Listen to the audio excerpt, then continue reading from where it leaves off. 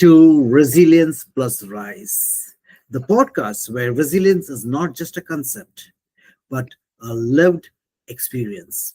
I'm your host, Thomas Scaria, a resilience coach, an ultramarathoner, and a relentless believer in the human spirit's ability to rise.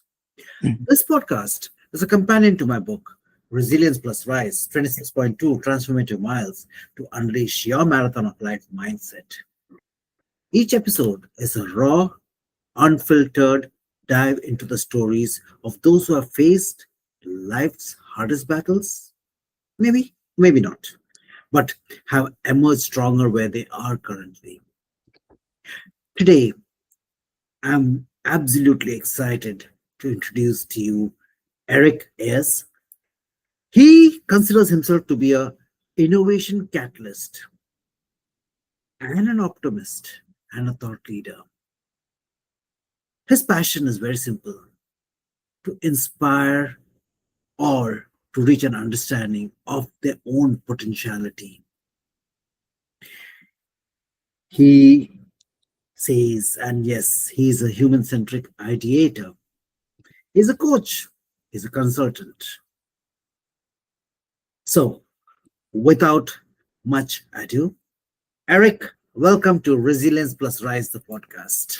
Oh, Thomas, thank you so much, man. It's a pleasure to be here. And I think I'm going to have to hire you to introduce me to all my networking gigs. That was awesome. Thank you for that. Yeah, Eric, it's something like saying the sun is saying, can you introduce me that I shine brightly? You are. Love that. Love that. Thank you. Yeah, it's an absolute honor to be here. Thank you. So, Eric, there's a lot of hats that you wear around.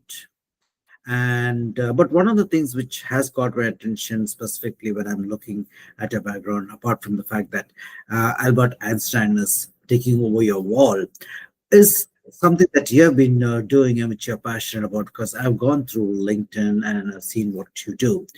And guys, I will be putting out Eric's connection on in our comments below. So if this conversation does touch a chord or your vibe, do reach out to him. So you've got SimRx at the back. Yes. What's the story behind that? Oh, it's a long story, so we'll condense it a bit. Working in healthcare, I was that burned out nurse. And so my story is how I reconnected with my passion and my purpose.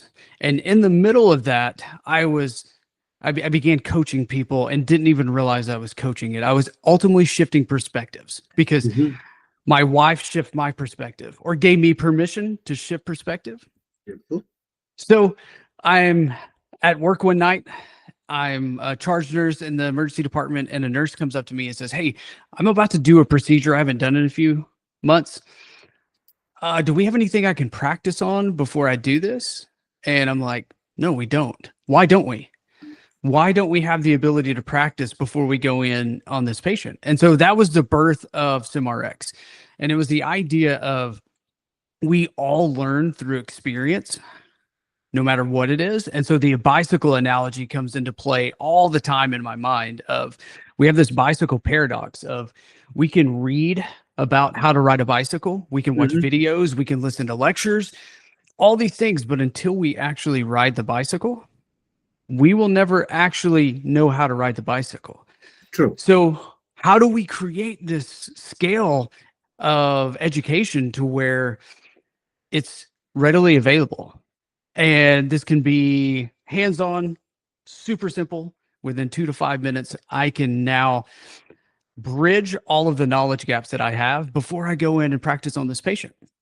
So that was the birth of SimRx. And then that led into how do we scale this into full-blown culture shifts within healthcare by taking the systems that are broken and reconstructing them with the humans they were meant to serve.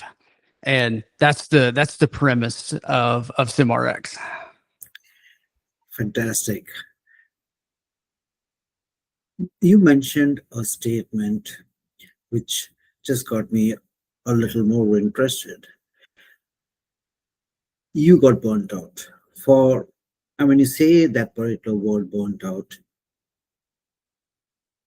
I have a statement time and again when I say in my podcast on my podcast is out of our deepest of pains comes our deepest of purpose. Mm. It is paraphrased from Rumi, where it comes in from our deepest of wounds comes the bright shines the brightest of light. So you are in a space wherein you were already serving people, but it came to a point wherein you had to pivot, and that's when you realize what your purpose was. Do you want to say something? Take us on to that particular path. Absolutely. First of all, thank you for bringing Rumi into this. Rumi was a huge part of my journey. I absolutely love Rumi. That quote, ah, thank you. So yes, burnout is it looks different for different people, but the feeling is very similar. What I found through coaching, the feeling is very similar, and it's that misalignment, imbalance, like not feeling like we have purpose. Mhm. And mine was because I was throwing my purpose into knowing my job so well and doing the job so perfect and advancing in the skills that once I got to the highest level of skills, then what?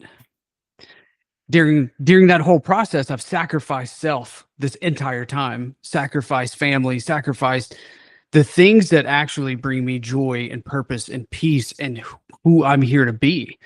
So it's almost like burnout is the thing that was reflecting back in the mirror because it really was a reflection of I have no idea who you are.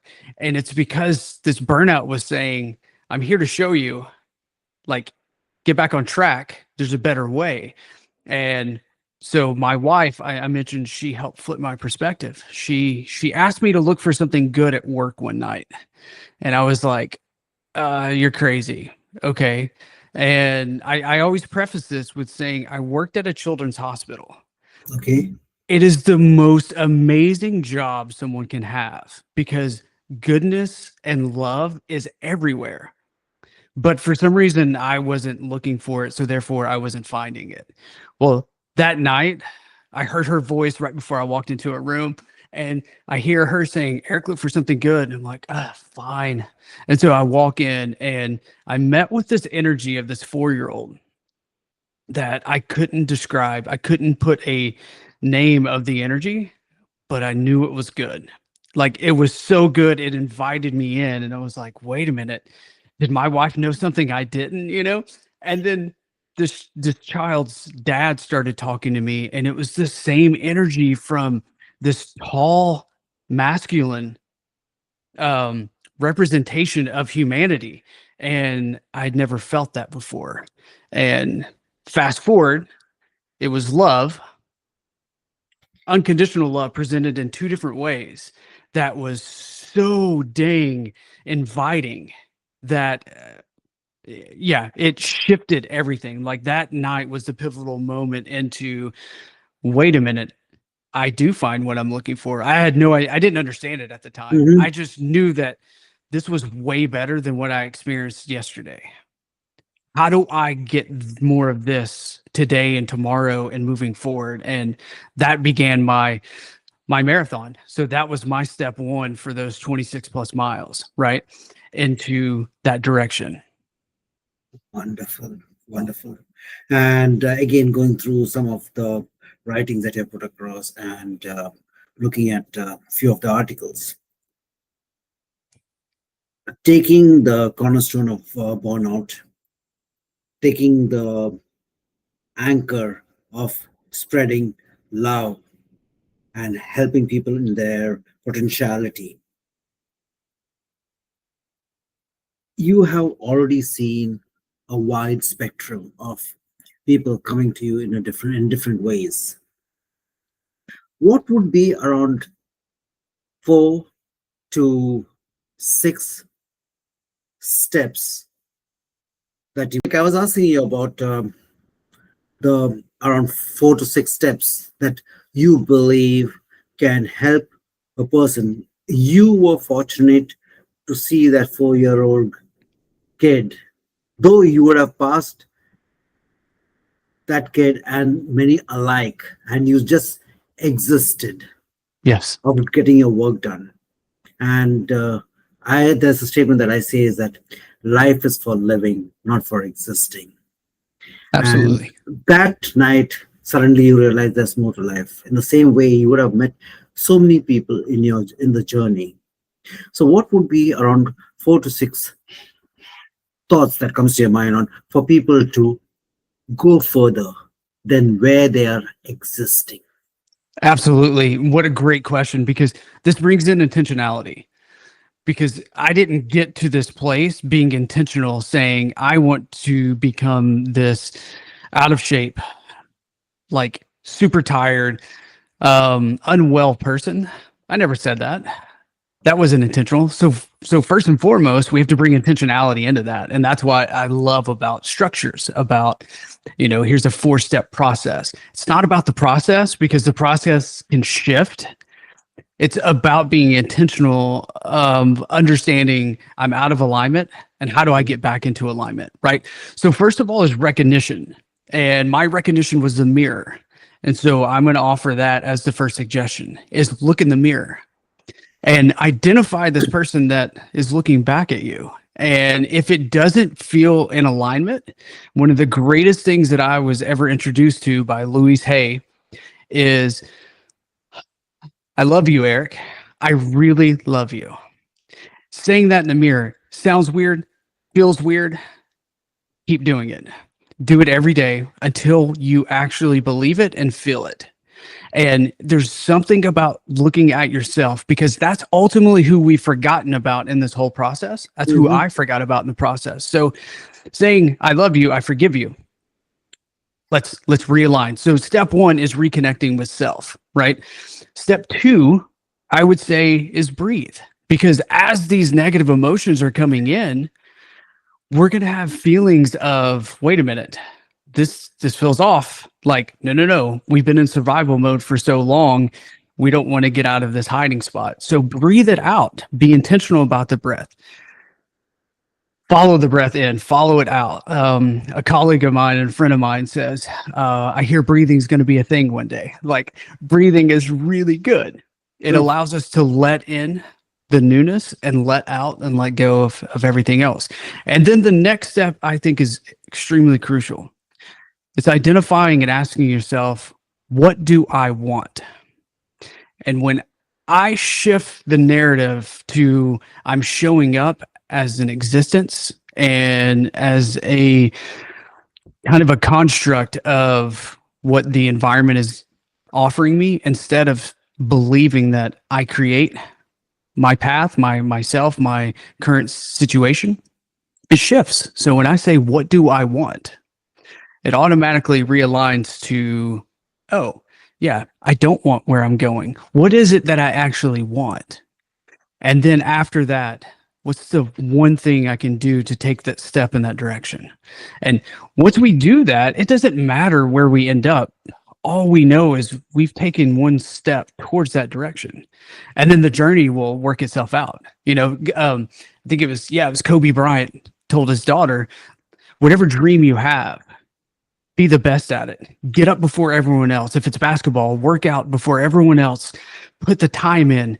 Do more than everyone else. And all of a sudden, one day you will realize, wait a minute, this is the dream. Because the journey becomes the purpose. And that is, I think, what we miss, because I would be like, I don't know what my purpose is in life. Oh, it's simply and profoundly to be me in every situation. And that could be, I could be watering seeds. I could be planting seeds. I could be whatever the process, but that's not up for me to decide. I'm just simply being me. And from that, my alignment is in alignment with the people that I'm interacting with. So long way to say that would be my first 4 is look yourself in the mirror and have a conversation. And yes. So that's so, guys, there's so many nuggets in this short spiel that he had just mentioned, Eric. Because again, there is a problem over here, is that a lot of people, they are so blinded by an acceptance and acknowledgement of where they are, because the blind comes from the social environment, or what they believe that they have to do, and they Yes. lose the track about what is really the goal. And for them it becomes I mean, a lot of people have spoken as a coach again, is that it's the materialistic values, etc. But then when you move your focus away from that and being true to your own self, which you mentioned, that Mhm. changes the entire trajectory. And another one which you mentioned is that about taking care and loving yourself.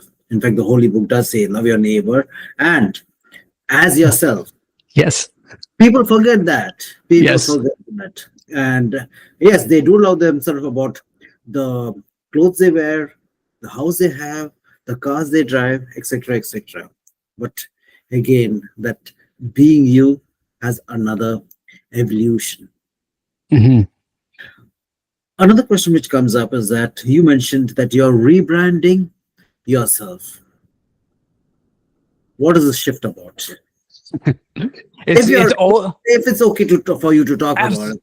yes, absolutely. So I'm a person who kind of journeys both sides of the spectrum. The spiritual world is my personal journey that allows me to offer the innovation to the world, right? And so in doing that, it was a split of which spectrum am I best able to offer? So from an organizational side for the innovation, the SimRx, like what prescription can we prescribe to offer the education specific for your needs?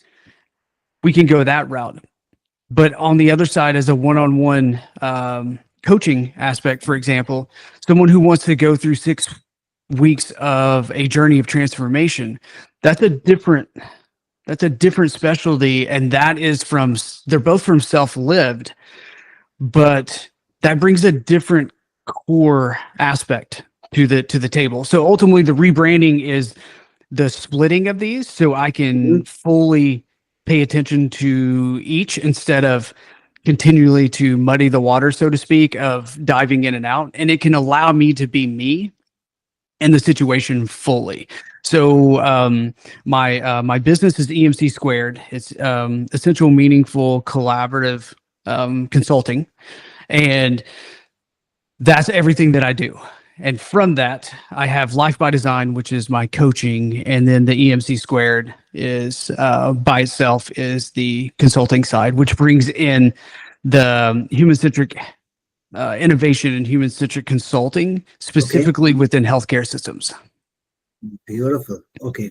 So, guys, if any of this particular thing is resonating, whether you are in health environment or not, but if you want to just push your boundaries to get into something more that you're meant to be, you know the person to contact. Just being mindful of the time, Eric, is that if there is a parting thought that you would like to mention to the listeners, what would that be? Of two combined into one large idea is so burnout is lonely. Burnout is secondary to survival mode. And when we are surviving, we are actually isolating ourselves from the world. That is not a place for us to be. That is not a place where we thrive because we are social beings. Whether we're Mhm. introverted or extroverted, that's not the discussion. We are meant to be with other people. True. So from that, continuing to isolate ourselves creates more of the feeling of burnout and more misalignment. It also takes us away from what I believe to be the foundation of everything I do, which is Ubuntu, the South African term Yes. for, yeah, True. okay, for I am because we are. And if we embody the fact of I am because of every influence that I've had from other people and everyone that I've come in contact with has been influenced by me, Mhm. if we can get into this understanding, oh, purpose is now becoming visible because part of our purpose is to be part of humanity, to be part of Ubuntu, of I am because we are, and we are because I am. And So I offer this to say, if you are feeling burned out, seek people. Don't live this in isolation. Seek coaches, seek friends, seek people to help bridge this gap between isolation and coexisting and cohabitating and co-creation, because that's what we do together is we co-create. And when we can get to co-creation, Ubuntu is infused within us, and then we cannot do anything except change the world for good. Wonderful. Absolutely. I say it in another way is that, again, guys, burnout is not specific to, I mean, just one or two people. It can happen to you, me, anybody. During those moments, it's not to be shy about reaching out. It's your own thought process.